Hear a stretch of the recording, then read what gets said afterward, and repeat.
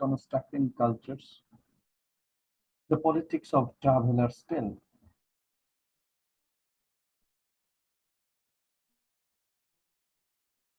Travelers, we know that the person who travels different parts of this world with different moods in their mind, after completing their travel, they are supposed to write their experience over the foreign land, what they have seen, what they have perceived, and they have written their experience either in a form of diary, either in a form of blog, either in a form of book or anything else. And this form of book, this type of diaries, this type of slides, that can be called traveler. And with the history, whenever actually many people love to study traveler. Traveler, what does it mean? It means that whenever you will be reading traveler, you will have a journey with the traveler towards the foreign culture, towards the foreign history, towards the foreign ethnicity, and everything. And for this reason, many people love to study traveler. Our question in comparative literature regarding traveler, as the title suggests, that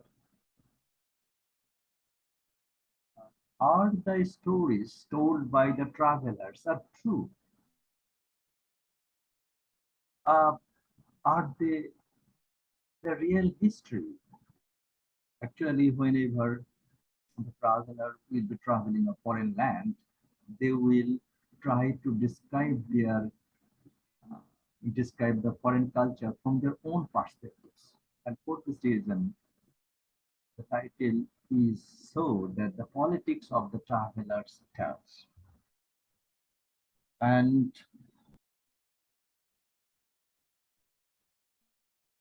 in this regard, Michel Foucault, a French philosopher, a theorist, a literary critic, he has said that comparative literature is of two kinds.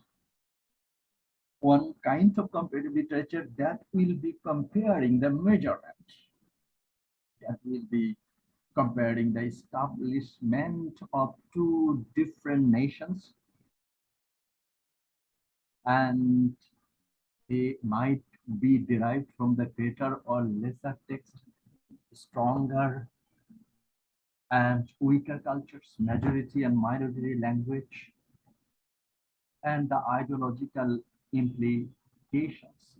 So the first category of comparative literature that can be compared, the measurement, it will be comparing the equality and inequality of comparative literature. The second type of comparative literature will be comparing the involvement of the travelers. Actually, comparative literary study involves a change in our readings of the account of journeys, the diaries, letters, translation, and the tales told by travelers of their experience of other cultures. Look here, whenever a traveler will be writing about different cultures, they will be out of their culture. So another person is writing about Foucault has told that there are two kinds of comparative literature. So travel writings and writings on travel experience is a sort of comparison. It means that on the on based on the traveler's history, we can compare culture of different countries. That's great. And if we move forward,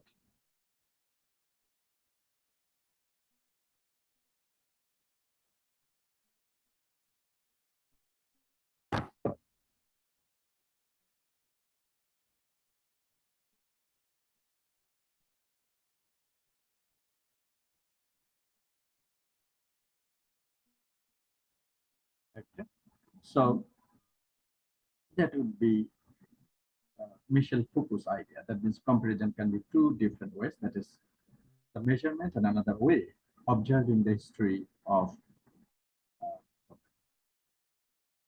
Here we see another Bulgarian historian. His name is Todorov, and Tibetan Todorov. He is a historian, philosopher, structuralist, literary critic, socialist, and essayist. And he has written many books. And on his books, we know many things about anthropology, sociology, semiotics, and literary theory, and intellectual history and cultural theory. So, according to uh, Todorov, Todorov said that what was the motive of Columbus's journey? Columbus, every time he pronounced or uttered a word that means oro. Most of you can see the word here. Oro. O-R-O. Oro. What does oro mean? Todorov said that oro means gold. It means that whenever Columbus was going to different parts of this world, one of his motive was to collect the gold from the foreign land. And and other sort of, according to Todorov, he said that that was the motive of Columbus. And other colonizers, other travelers made their journeys towards the other part of this world for the land cultivation, for the planting, for fertilizing, hoeing, drilling, plowing the land. And recently, scholars have begun to point out the equation of this kind, the imagery of that of rape. That means the virgin colony lying back and waiting to be husbanded. It means that many travelers went to different countries, the vast area. They thought that they will be planting different kinds of fruits and vegetables and crops over there. That is their motive. Columbus's motive was to collect gold. Some travelers, their motive was to cultivate the land. This is their motive. And for this reason, this line, the virgin colony lying back and waiting to be husbanded, in a pornographic fantasy that recurs through the accounts of the Europeans seeking their fortune overseas. So it means that actually the travelers, they went to different parts of the world for their fortune. And the name of the American colony, Virginia, seemed to inspire the considerable number of lewd metaphors. So in such a way, travelers had different motives in their mind. Among them, an English man, his name is John Barber, and actually he is J.B. Scott.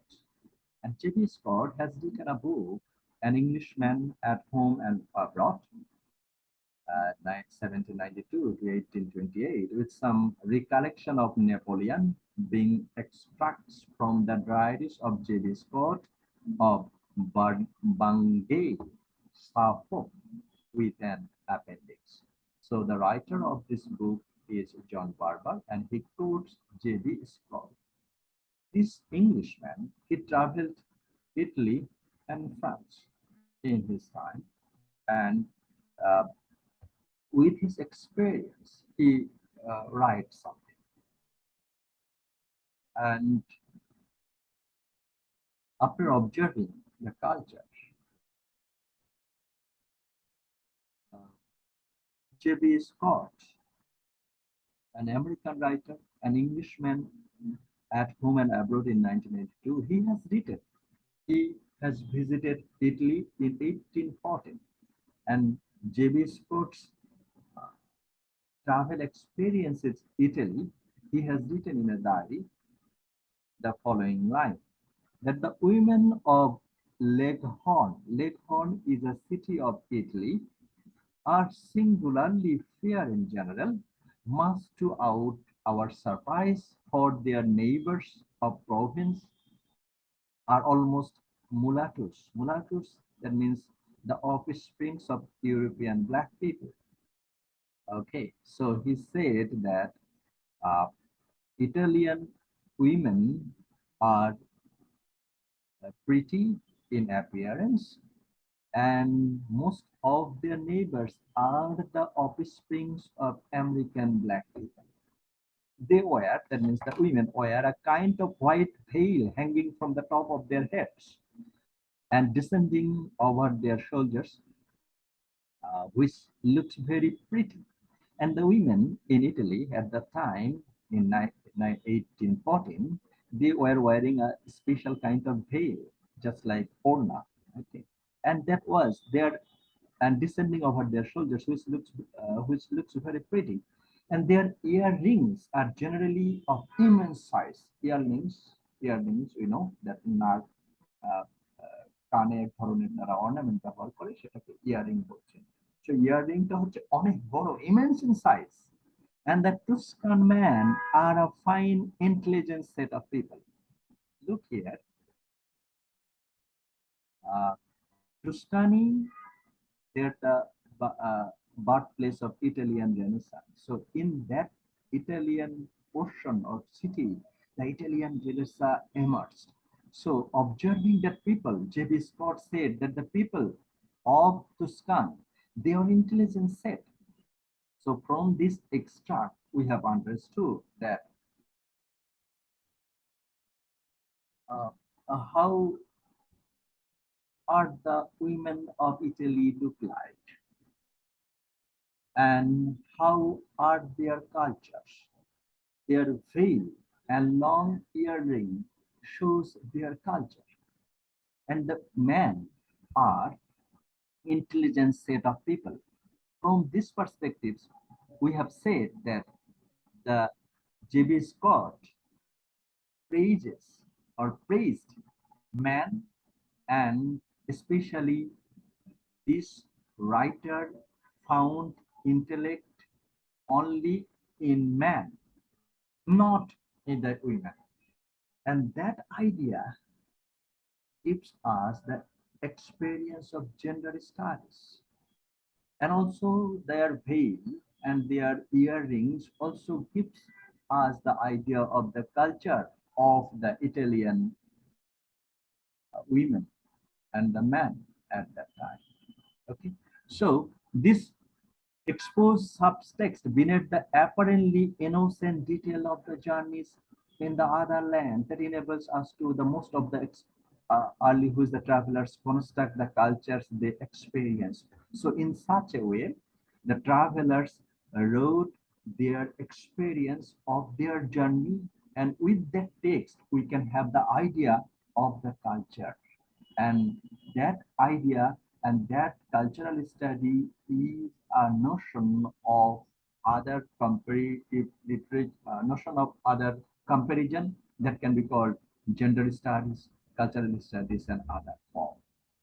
So, in such a way, we can say that travelers wrote some uh, thing, and they have described the incidents in their own language. And through their description, we can understand many things. Okay, so what J.B. Scott observed in Legbo that transform into two objects, creatures who acquire substance because he wishes is upon them, and the women have usually large earrings and pretty headgear.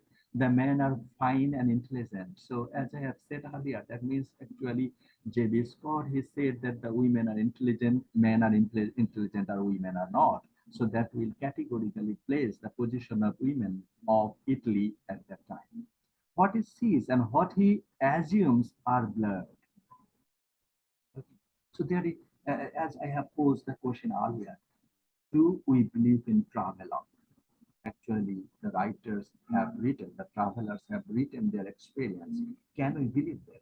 Here, the researchers said that actually what J.B. Scott has written, that will not give us a clear idea about the culture of Italian women and men. আমার কাছে Yes.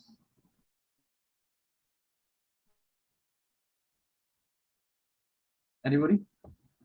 And his own English patriotism finds its counterpart in what he confidently assures us is hatred for the French.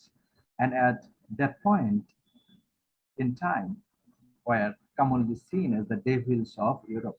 Actually, the Englishman was trying to see Italian culture for the perspective of Englishman's culture, and he was trying to put that experience in sort of Italian women and men.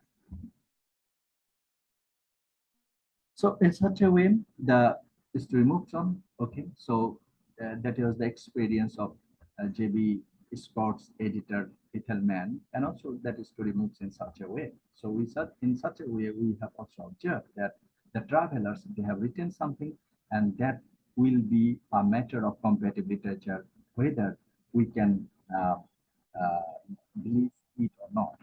We can indeed learn a great deal from the accounts of travels, and this may yet prove to be one of the most fruitful areas of comparative study, and that has come to the light in the recent years. And that is our title, that is the traveler, and the experience of the travelers will be a, a way of comparison in comparative literature. Moreover, an examination of the very text produced by the traveler shows how prejudices, stereotype, and negative perception of other cultures can be handed down through the generation. Okay, so the person who haven't visited Italy before 1814, they will rely on the journey or experience of J.B. Scott. And for this reason, researchers say that that experience actually shows the prejudices and stereotype and the negative perception of the other cultures. Actually, observing few people, J.B. Scott generalized the women of Italy and generalized the men of Italy. Men are intellect and women are pretty. They are not. It means that they are not. So these are the story. And on Saturday, 21st September 1583, Dr. John Dee, mathematician, philosopher, and map maker and astrologer to Queen Elizabeth I, left England accompanied by assistant Edward Kelly and the other families to travel the Krakow in Poland. Next, from that proportion, we see another traveler. His name is uh, John D. He was supposed to go to Poland, and they took ship from Gravesend, and a detail of the true and the faithful relation of what passed for many years between John D.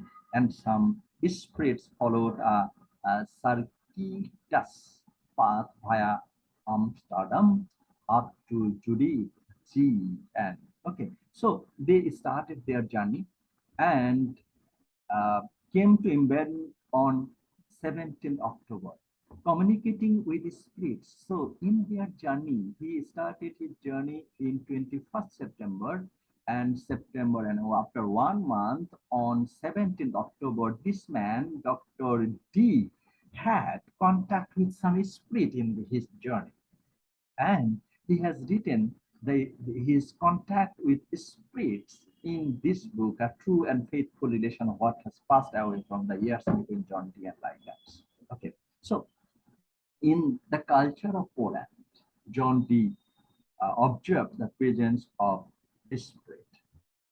They proceeded on the Bremen and then across to Lubeck, finally reaching setting on the Christmas day.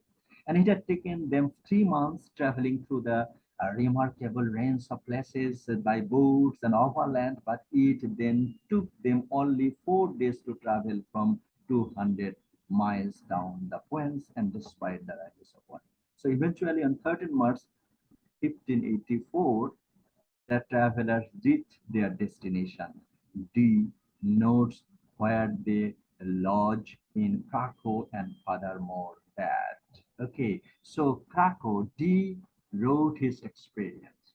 He has said that he had some experience in their journey. Master Edward Kelly came to us on Friday on the Easter week by the new Gregorian calendar, and being the 27th day of the March by the old calendar, but the 6th day of the April by the new calendar, and Easter day being the first day of the April of Poland and by the new Gregorian institution. So do deep to great care to record both the old style of dates and the new style of dates. But our concern is that they made the journey, D made the journey, and he wrote something about his journey, that is his experience.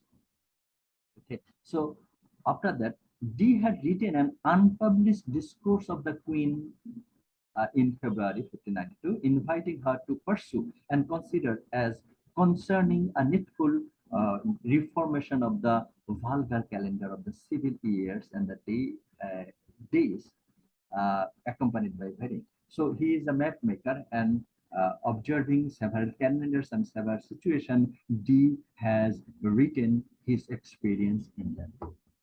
So in such a way, we are getting so many history by the travelers. Okay. So uh, here another Peter Friends, this biographer, noting that the two central sections of the work are missing, possibly because of their contain political sensitive material, and points out. So only they mentioned that he had acquaintance with the spirit. But in his write-up, he didn't mention any political turmoil, any political situation. Okay, so D intentionally didn't write any things political. On that perspective, we can say that the traveler will be writing on the base of some assumes, and many things they will hide and many things they will write. And that is the story type. That means one person, whenever I will be writing someone else, I will try to impose my liking and disliking to someone's culture. If I like that portion of the culture, I will try to highlight that. They might like that portion, that the spiritual portion of their culture, their fantasy, and several things in their writing. And for this reason, he wrote something, and he might have not liked the political perspectives of the Poland, and for this reason, he had hidden, he had not written that situation. That was also mentioned by this biographer. Due was a product of the great age of the voice of discovery and the moment of when map making became a science rather than an art. And when the map becomes the instrument of the hegemony, actually, map becomes the instrument of hegemony. Why?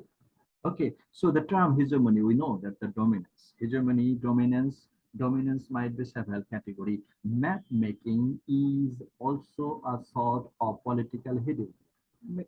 Let us make a question over there. That means, what is the center of this art? European people, European maker, they will put that Europe is in the center of this world, and other. So if there is a center, other part will be in the periphery. Okay. In the same way, American map maker, they will say America is the center, and the other part will be the periphery. Okay. And other parts of this world, they will try to then Asia will be the center of this art.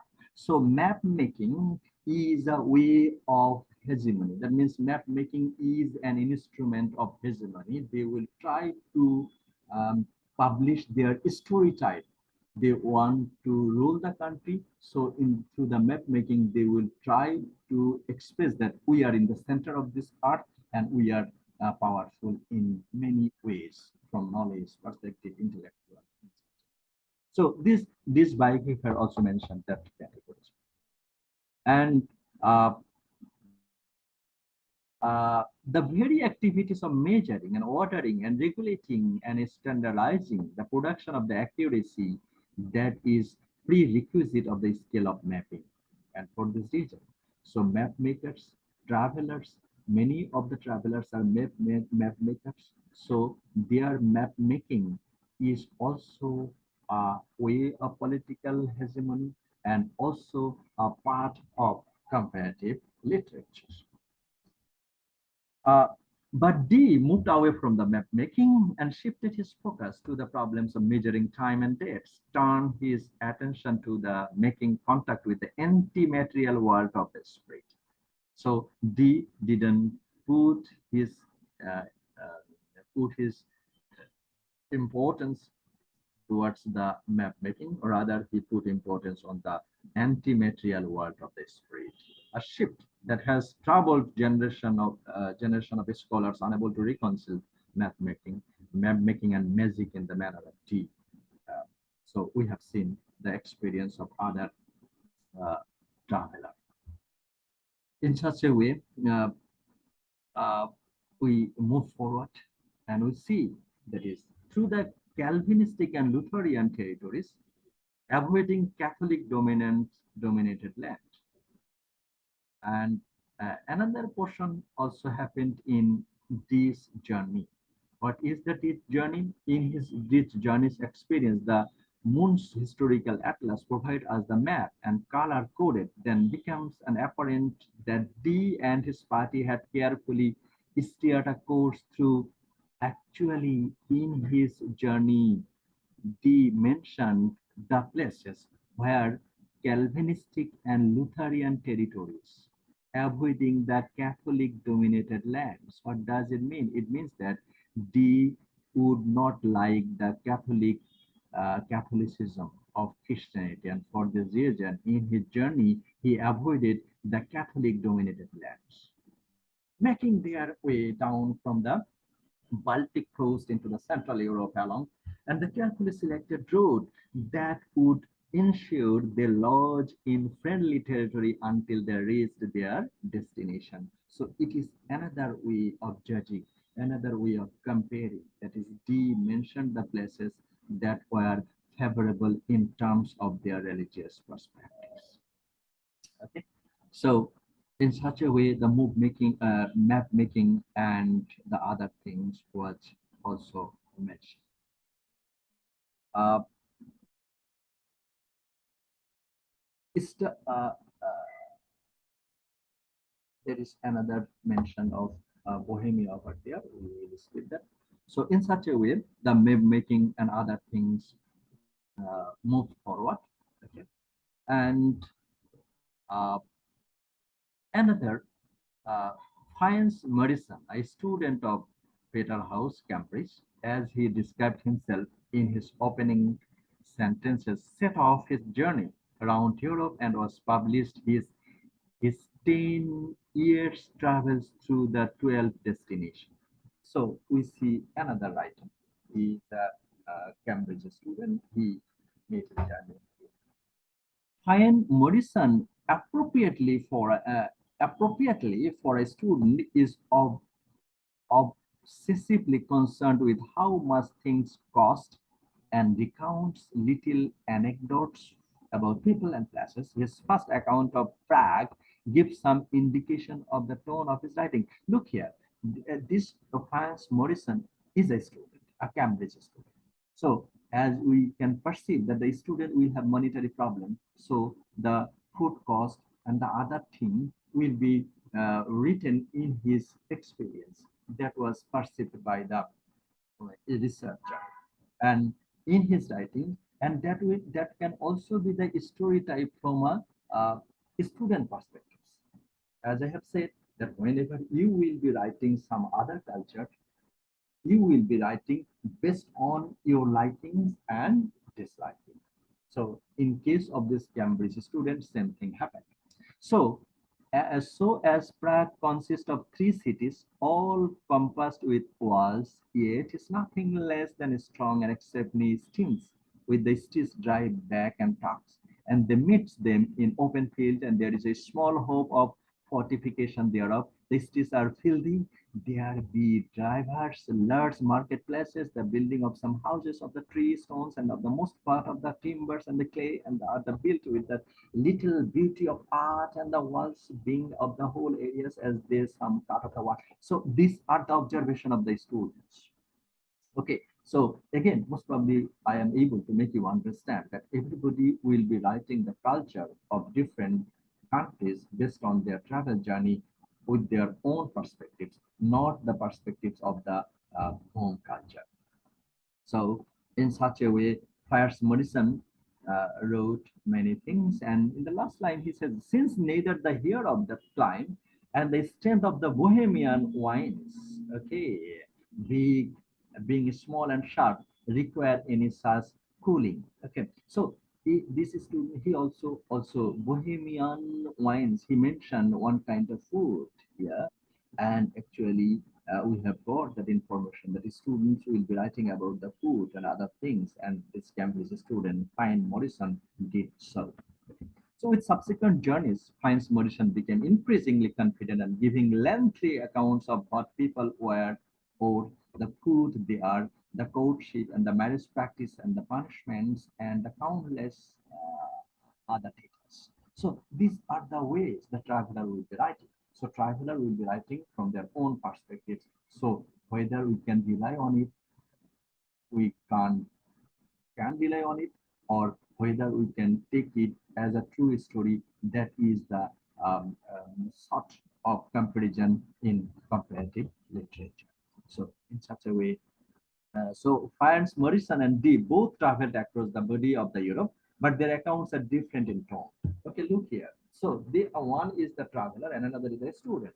They have traveled Europe and they have written their experience, but we see difference in their writing. The writings of Dee and the writings of Fynes Morrison. With the geographical data secondary, and while Fynes Morrison records a random collection of anecdotes, experience, uh, uh, vignettes and images reading Morrison. So these are the assumptions. And these accounts of a journey is conditioned by his experience as a map maker, and Hans Morrison is out of a kind of quest, wandering through the world in search of adventure. So Dee tried to make the map, and Hans Morrison tried to have the pleasure of adventure. So their motive was different, and so their writing is different.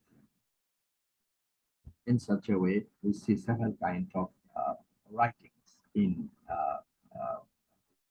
based on the travels or the traveler.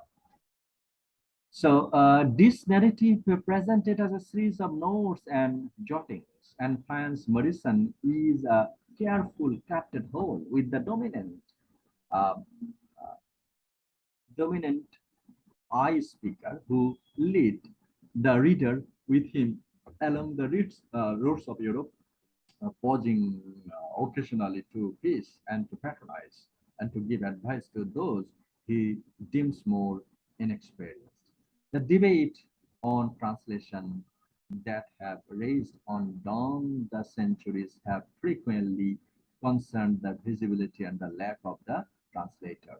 Okay, in such a way, there is another portion that is comparative literature and translation. Again, the map maker and other things, the journey, travelogue that will be translated in such a way, and same.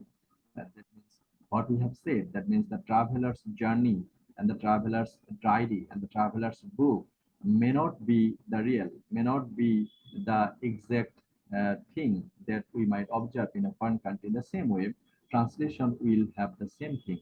They will lack of it translator. So translator, when he or she will be translating a text, he will be the same thing like Dee and Hans Morrison. Okay, which is the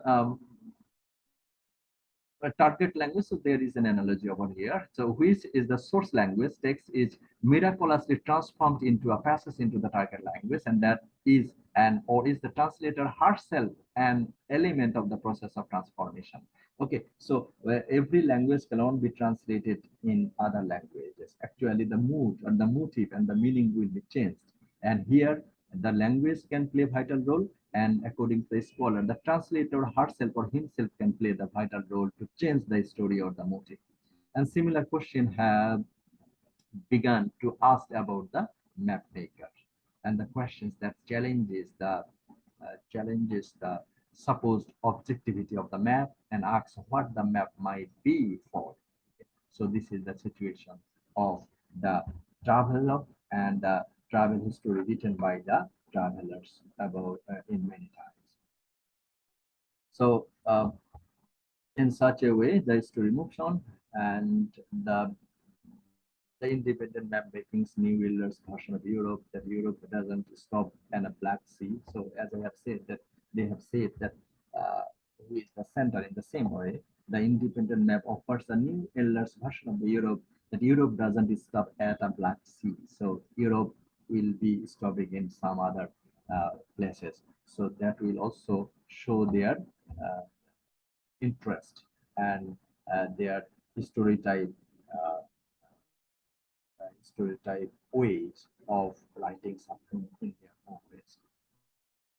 Um, the EEC state are looking hungrily towards the natural sources said lie beneath the soil of what were once the termed Central Asian states. Okay, so again, the another thing also estimated in that places.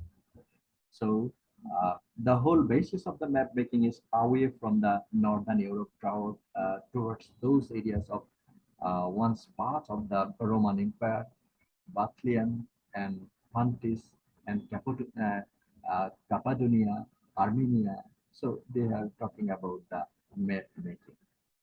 So Franz Morrison anxiety was based on the concrete evidence, and the Ottoman's military machine was highly efficient and annexation of the land systematic. And so in such a way, the map making and the travelers' experience might be a way of comparative literature. So in this way, D or Morrison constructed a mental map of the world. That is very important. Okay, that I have said several times. That means actually they have their own mental map. One, Europe divided and mapped out according to the religious frontiers. Number two, Europe, Catholic and Protestant alike, looking nervously eastward, scanning the horizon, like the soldiers of the outpost of the Dune horizon. So this is their perspective. So it needs not be exaggerated in such a way. That means the map makers and the traveler, they will be writing their journey experience in their own way. It is incontestable that the discourse of the great age of colonization makes extensive use of the gender metaphors.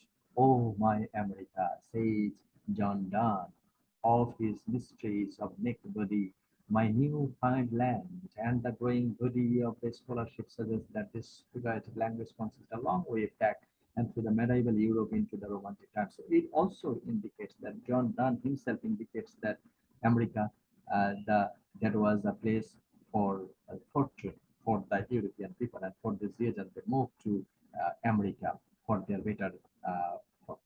Outside the boundaries, what a culture deemed to be cultivation, all kinds of terror blocks and other parts of this world, all kinds of terror blocks, and those terrors were frequently depicted in terms of sexual differences.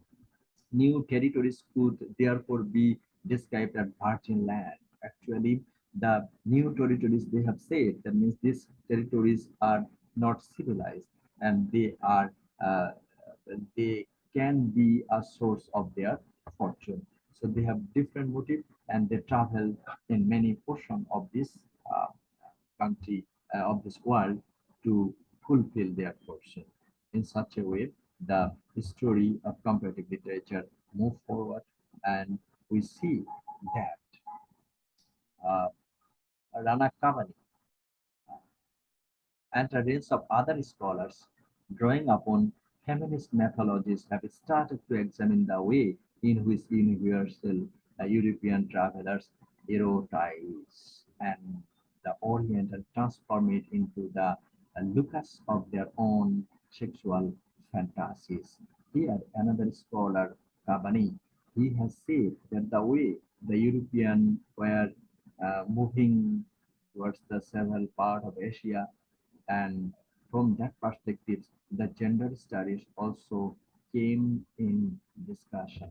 So this is another whole new dimension of comparative literary studies, and an important one for as we learn how cultures construct other cultures, how travelers construct other cultures, how map makers construct other cultures, how the explicit and the implicit are woven together. And so we also learn about the manipulative process of that underlies such self-proclaimed objective or faithful depiction of reality. So look the term that means the travelers, the map makers, the explorer, the adventurers, they have written their experience for traveling by traveling the foreign land and they have written things. But the scholar says that they are not actually their writing is the self-proclaimed objective and faithful. So the travelers and the writer and the other writer they said that their writing is objective, their writing is faithful, but uh, researcher found many things manipulated for their own culture.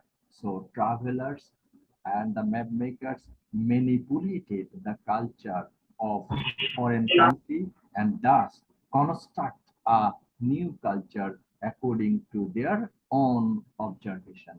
So that is the politics of travelers' tales, and that is also an important portion of comparative literature. So, thank you.